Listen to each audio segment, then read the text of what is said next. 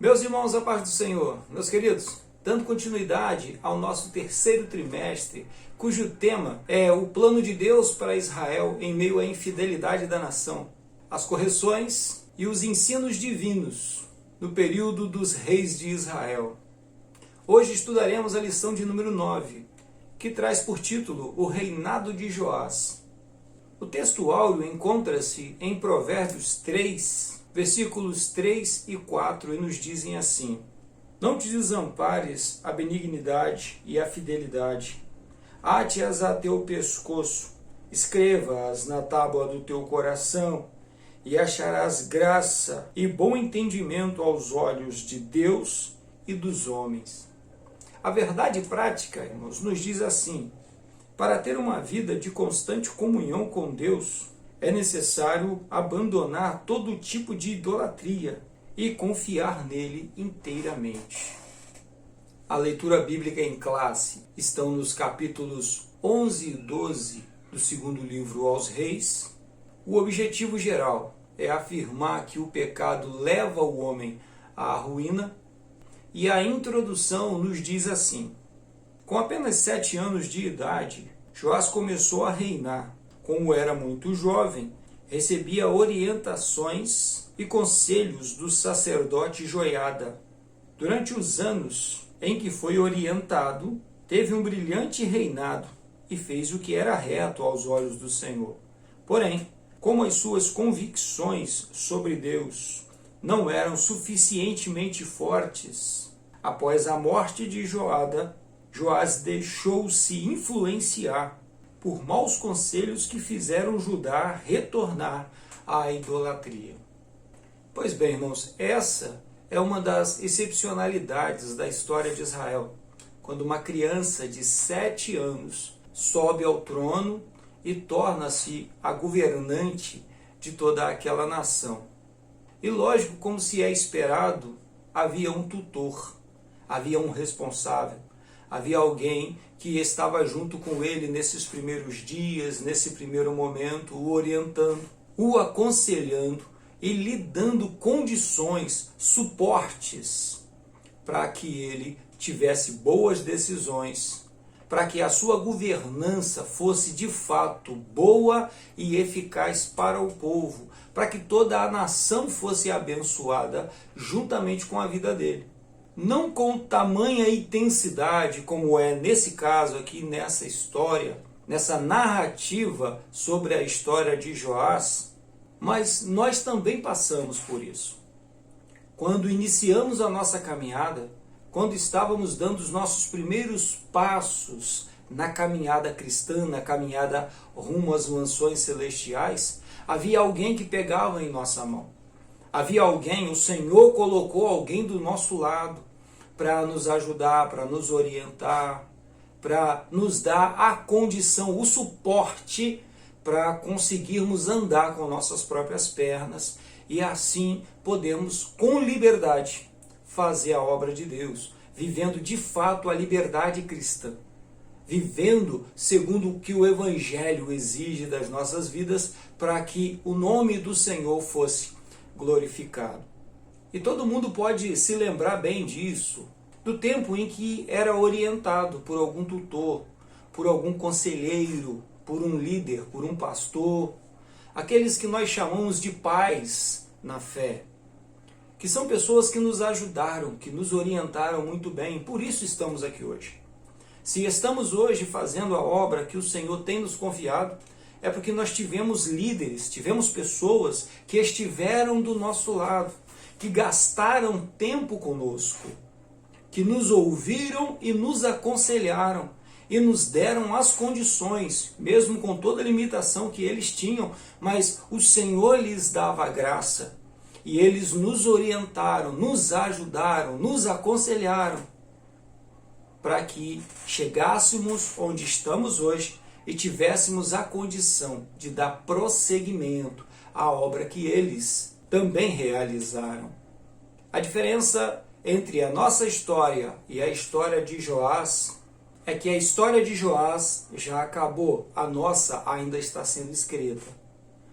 E a história de Joás acabou de forma ruim, de forma trágica. Porque assim que o seu tutor, que o seu orientador, que o seu pai na fé o deixou, ele não teve firmeza de continuar a caminhada e acabou por dar ouvidos a maus conselhos.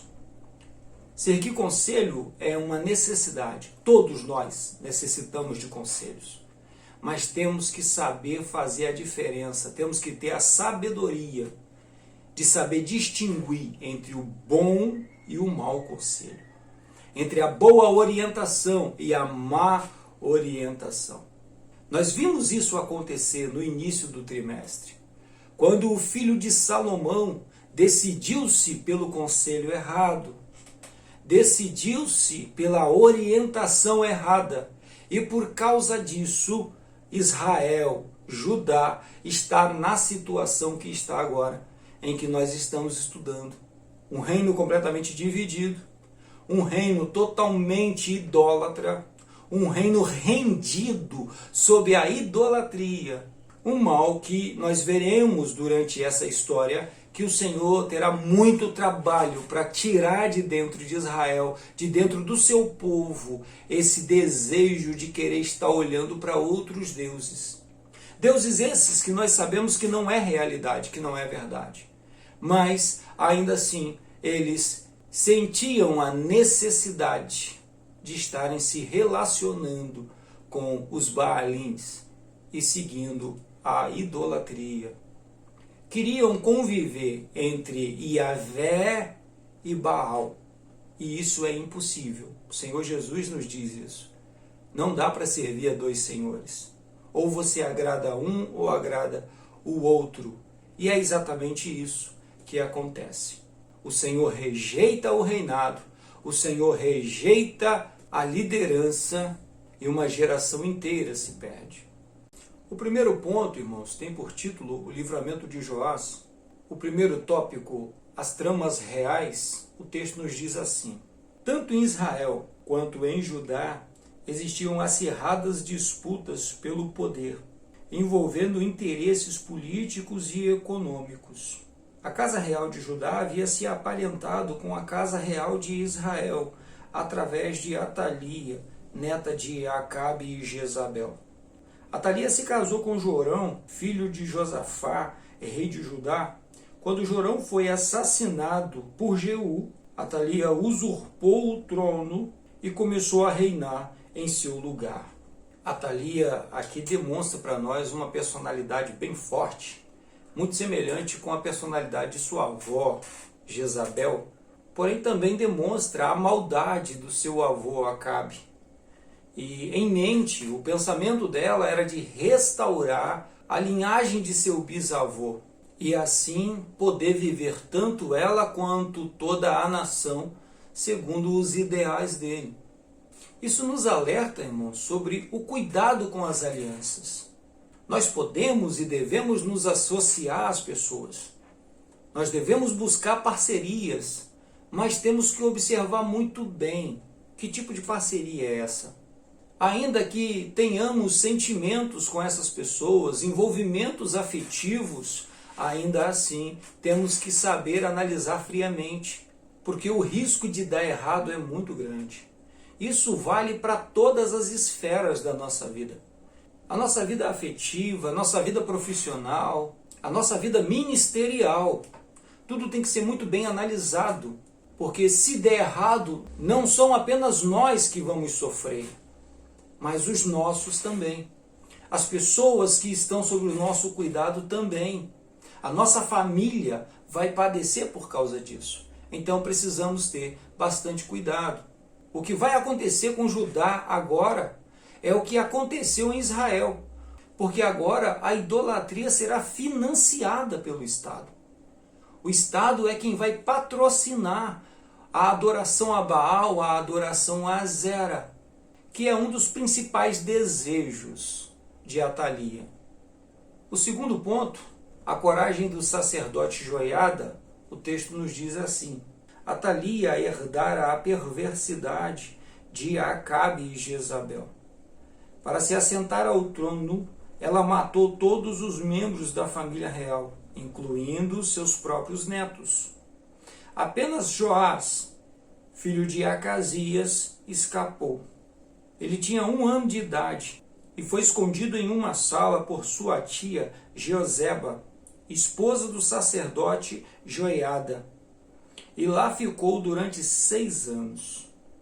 Nesse período, Joiada preparou Joás para assumir o trono e lhe ensinou as leis mosaicas. Se o Senhor não tivesse intervido nessa situação, toda a descendência de Davi teria sido exterminada. Logicamente que também toda a descendência do Messias, toda a descendência de Jesus Cristo, matando esta família, matando estas pessoas, estava sendo assassinado o Messias, estava sendo impedido que Jesus Cristo nascesse. Perceba o perigo que isso era. Nós não sabemos, irmãos, sobre o futuro, nós não sabemos o que vai acontecer amanhã, por isso que temos que ter cuidado hoje, por isso que temos que ter responsabilidade e por isso que temos que vigiar para não entrarmos por conselhos errados. Se o sumo sacerdote Joiada, tio de Joás, não tivesse esta coragem, a coragem de ir contra a rainha, a coragem de ir contra a coroa, toda a descendência de Davi teria se perdido. Porém, a sua coragem não foi apenas de esconder aquela criança, mas enquanto os anos passavam, teve a oportunidade de elaborar um bom plano para que o reinado fosse devolvido à família de Davi. No terceiro ponto, a estratégia bem-sucedida, o texto nos diz assim: quando Joás completou 7 anos, Joiada armou uma estratégia para empossar o legítimo rei. Combinou com os capitães da guarda e no dia planejado por ele, destituiu Atalia do trono e proclamou Joás como rei. Joiada naturalmente passou a ser corregente com Joás, pois este não tinha condições de reinar por ainda ser criança. O sacerdote, como um homem temente a Deus, destruiu os sacerdotes de Baal e conclamou o povo para remover seu templo, despedaçar as imagens e altares e refazer a aliança com Deus.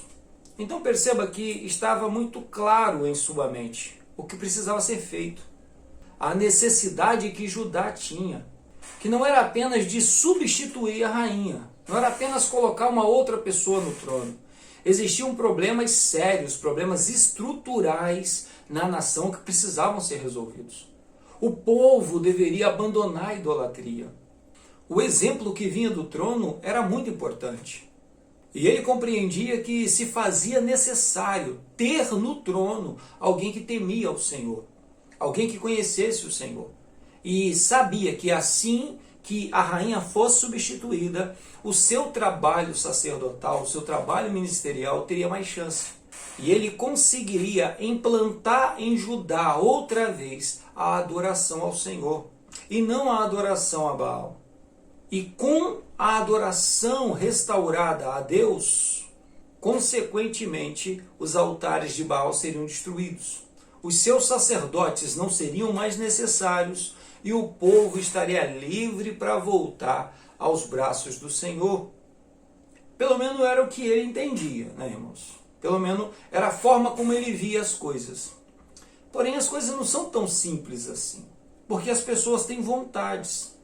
E o que nós já temos visto até agora, nesse trimestre, é que se as pessoas, cada indivíduo, não tiver uma experiência pessoal com Deus, não tiver um contato real com o Senhor, a sua religiosidade não será verdadeira.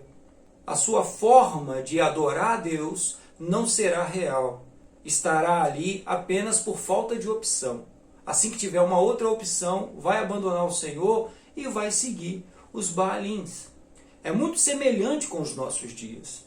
É muito semelhante com esse tempo que nós vivemos. Imagine só, se isso funcionasse, nós teríamos uma desculpa para perseguir todas as outras religiões.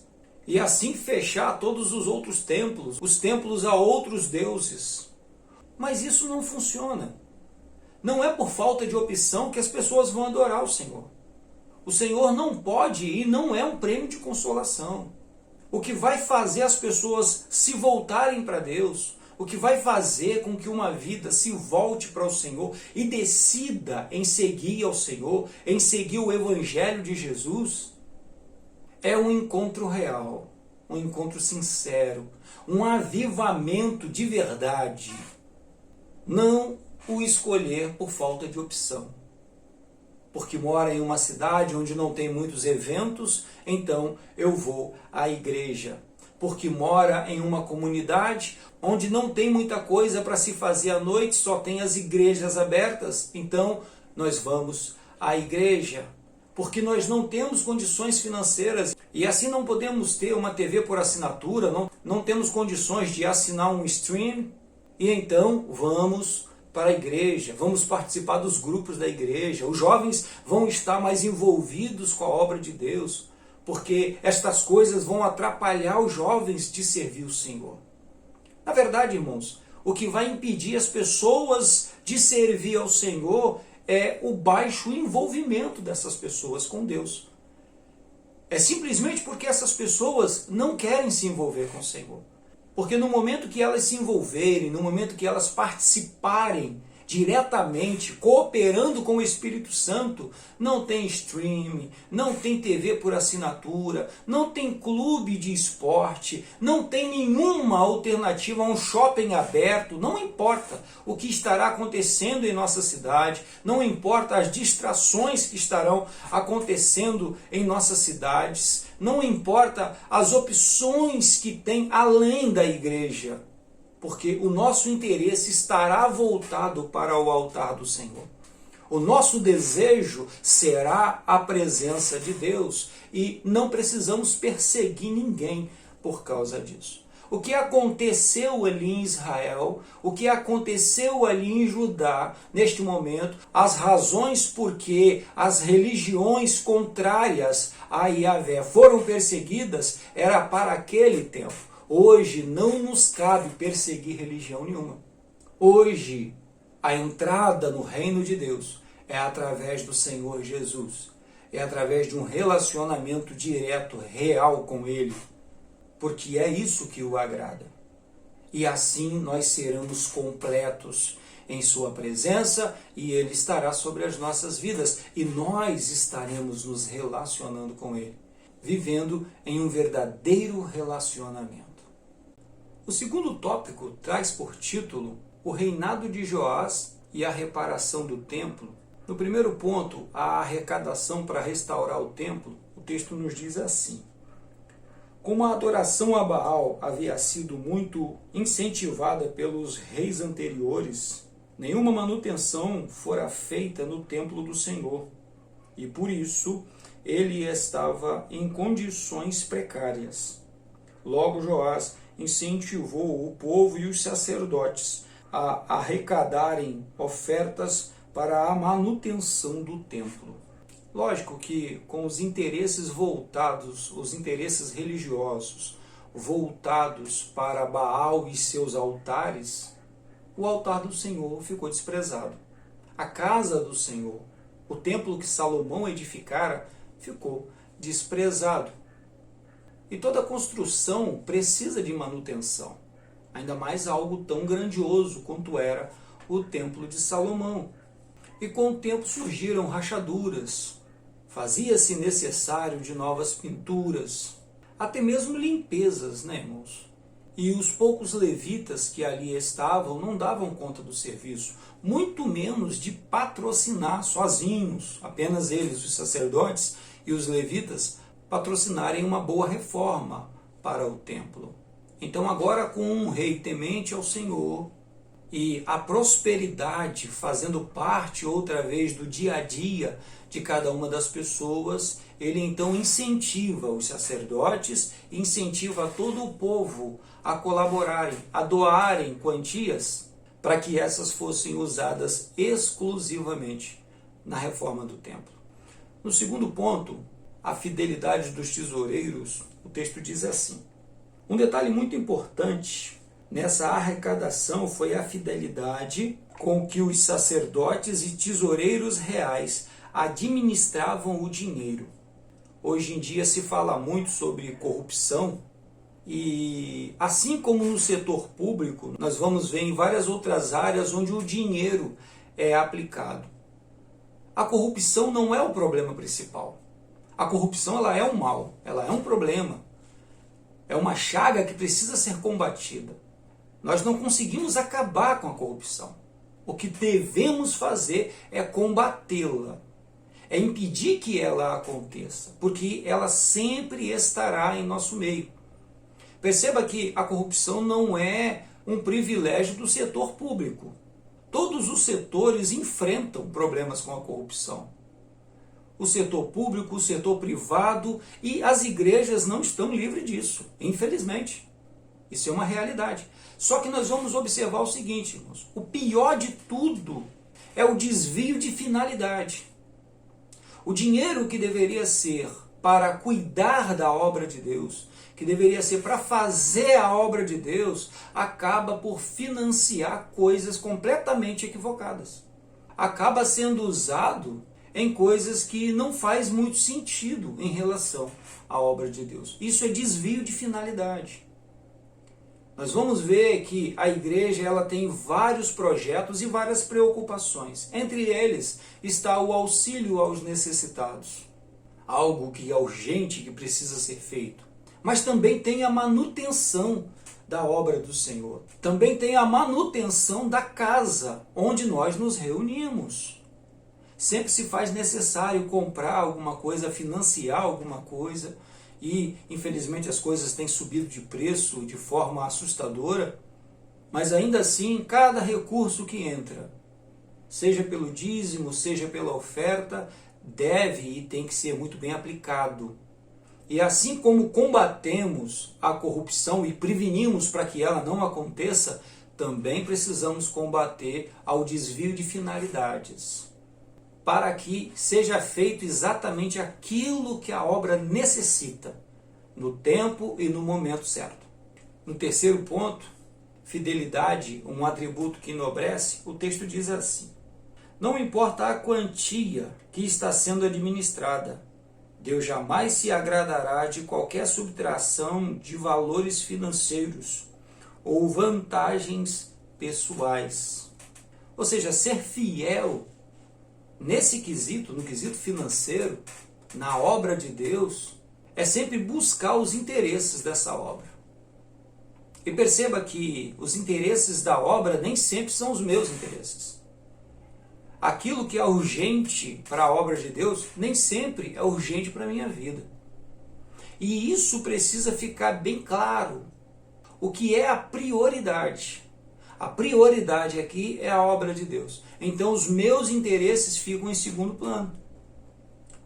Quando tiver tempo, quando tiver ocasião, com os meus recursos, eu vou financiar os meus interesses. Com os meus recursos, com o meu tempo, eu vou investir e eu vou patrocinar os meus interesses.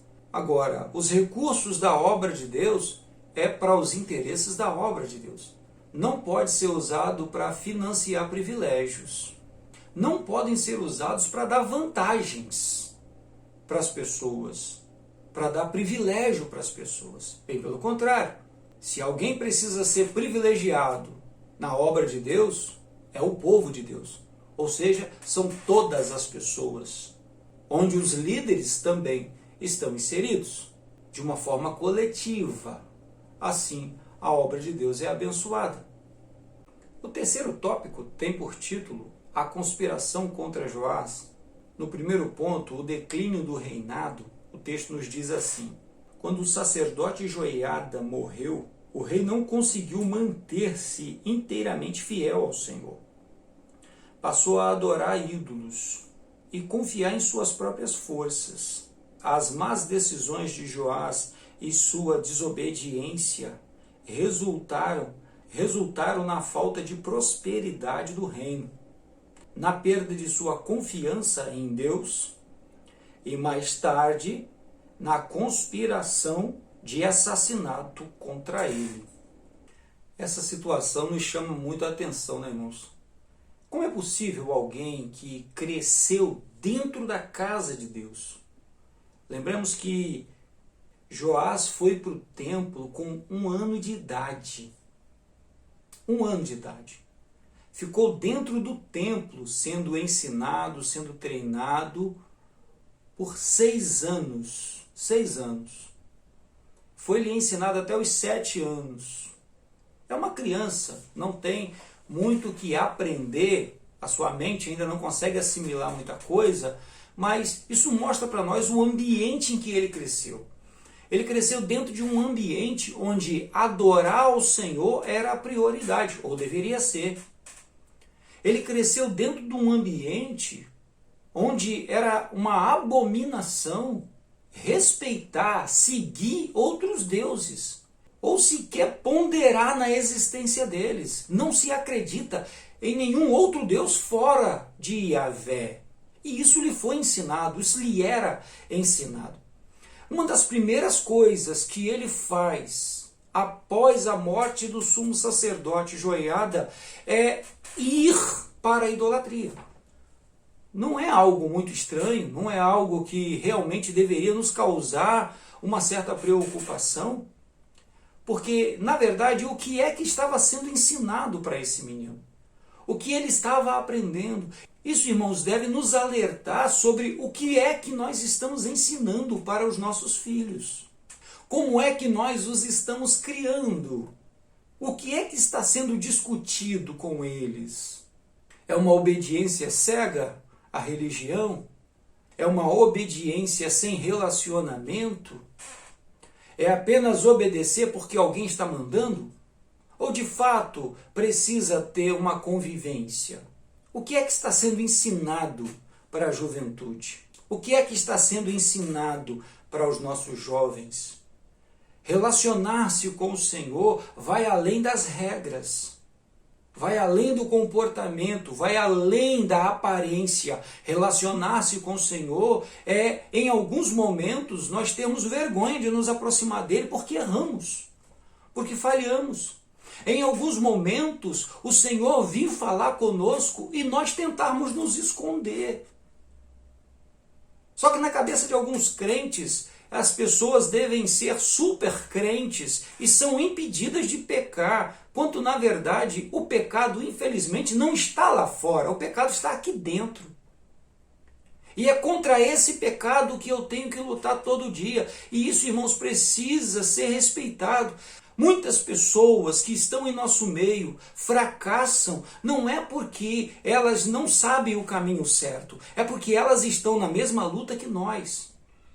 E é nossa responsabilidade dar condições para que essas pessoas se levantem, para que essas pessoas não se matem no primeiro pecado cometido, para que essas pessoas continuem acreditando no amor de Deus. Continue acreditando que o Senhor Jesus é o Senhor da misericórdia, é o Senhor do amor, o Senhor da mão estendida. É nossa responsabilidade ajudar as pessoas a se aproximarem de Deus e entenderem que Ele é o único Senhor, não existe outro, mas Ele não é um ditador. Ele não é alguém que vai ditar apenas regras e mandar você se virar. Bem pelo contrário, Ele vai se aproximar de você. Ele vai te ajudar a colocar em prática uma vida real, uma vida verdadeira. E quando nós olhamos para a vida desse rei, quando nós olhamos para a vida desse jovem, o fracasso não foi apenas dele. Outras pessoas fracassaram e não estão aqui, citadas nesse texto. Outras pessoas erraram. De repente, a preocupação excessiva de restaurar o reino não levou em conta a fragilidade do rapaz. Não levou em conta o tempo de amadurecimento que esse rapaz necessitava.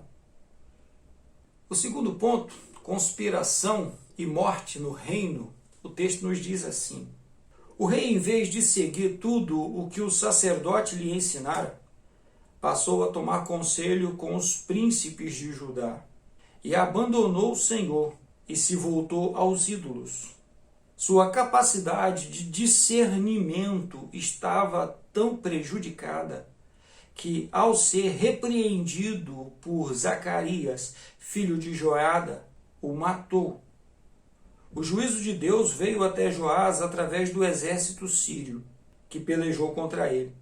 Após a batalha, ferido, os próprios servos de Joás conspiraram contra ele e o mataram em sua cama.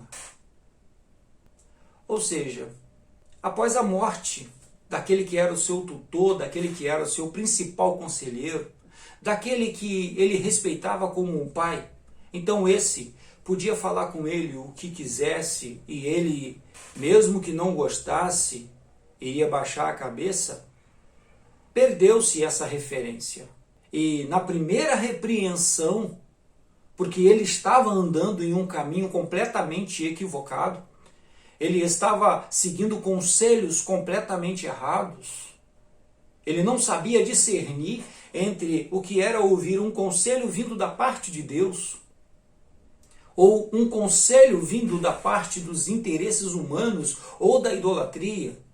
E nós vamos lembrar que idolatria tem muito a ver com egoísmo, ou seja, são pessoas egoístas que querem usar a religiosidade para se beneficiar. Ele não sabia fazer esse julgamento e, quando foi repreendido, a resposta que ele deu para a repreensão foi matar o profeta. Foi matar aquele que estava sendo usado por Deus para falar com ele. Então perceba quanto que esse rapaz se perdeu. Perceba quanto que essa pessoa estava longe de Deus. O que nos faz pensar, irmãos, se em algum momento de fato ele esteve diante do Senhor. Se em algum momento de fato ele conheceu o Senhor. Teve a oportunidade de se relacionar diretamente com Deus, ou era esse relacionamento frio, totalmente baseado na religiosidade. Um relacionamento desta forma é bastante compreensivo quando vemos as pessoas irem para a idolatria. Quando vemos as pessoas irem atrás de teologias equivocadas, teologias erradas. Quando isso não fica claro sobre a responsabilidade que cada um de nós temos no relacionamento com Deus. Nós não somos meros frequentadores de bancos. Nós não pertencemos apenas a um clube social. Nós pertencemos ao corpo de Cristo. Somos membros da Igreja de Jesus Cristo. E como membros dessa igreja, cada um de nós tem a nossa responsabilidade. Como membros deste corpo, cada um de nós tem a sua função. E todos nós somos orientados pela cabeça que é Cristo. Nessa orientação, irmãos, todos nós nos relacionamos com Ele. Todos nós estamos ligados a Ele. Somos orientados e direcionados diretamente por Ele, através do Espírito Santo que está sobre as nossas vidas. Isso precisa ficar claro para a igreja como um todo. As pessoas não podem vir para as nossas igrejas, entrar em nossos cultos e serem apenas guiados pelos líderes. Só irem para determinado lugar porque os líderes estão apontando. Só terem determinados comportamentos porque os líderes estão apontando. Só comer determinada comida porque os líderes estão apontando. Só vestirem determinadas roupas porque os líderes estão apontando. Quando, na verdade, as pessoas devem e precisam de um contato com Deus. Precisam de se relacionar com o Senhor. A partir do momento em que as pessoas estão andando junto com Ele, estão sendo guiadas por Ele, estão sendo orientadas pelo seu Espírito que está sobre as suas vidas, não tem conselho maligno que os tire do caminho do Senhor. Não existe como alguém que adora a Deus em espírito e em verdade se enveredar pelo caminho da idolatria. Isso é simplesmente inaceitável. Não pode acontecer. De forma alguma isso vai acontecer. Que o Espírito Santo nos dê graça, irmãos. Que o Espírito Santo nos dê a capacidade necessária para ajudarmos não só as nossas vidas, mas a todos aqueles que estão conosco nesta caminhada, a se relacionar com Deus de verdade. Não um Deus da religião, não um Deus meramente religioso, mas um Deus real, pessoal, presente. Um Deus que é vivo e que é ativo, que está sobre as nossas vidas, o qual está falando conosco, o qual quer falar com você. Dê ouvidos hoje à voz do Espírito Santo. Permita que o Espírito Santo te guie, permita que o Espírito Santo te auxilie. Permita que ele guie a sua vida em sua presença. E assim a obra de Deus cresça e prospere. Que o nome do Senhor seja glorificado. Deus vos abençoe. Fiquem em paz.